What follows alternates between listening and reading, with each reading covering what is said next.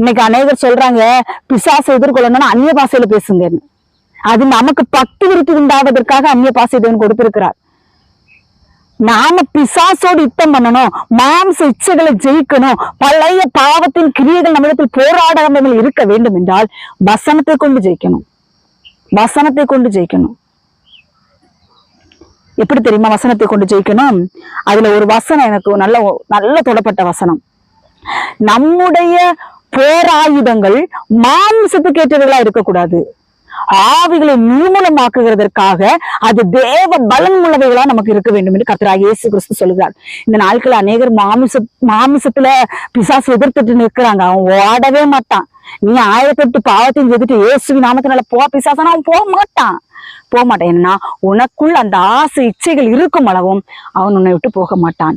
எப்படி என்றால், நீ முதலாவது தேவனுடைய பாதத்திலே பாவ அறிக்கை பண்ணி, இனி இந்த பாவத்தை நான் செய்ய மாட்டேன் ஆண்டவரே என்று ஒப்பு கொடுத்து விட்டு அதற்கு பிறகும் அவன் வருவான். நீங்கள் தேவனுடைய கரத்துல ஒப்பு கொடுத்து பாவம் எல்லாம் மன்னிக்கப்பட்டிரும் பார்த்தீங்களா, அதுக்கு பிறகும் தேவையில்லாத அசுத்தங்களை கொண்டுட்டு வருவான். அப்ப நீங்க சொல்லணும், இயேசுவி நாமத்தினால் அப்பால போ சாத்தானேன்னு. இதுதான் அவனுக்கு விரோதமாய் போர் செய்கிற காரியங்கள்.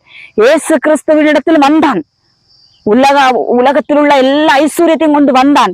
இயேசு சொன்னது அப்பால போ சாத்தானே,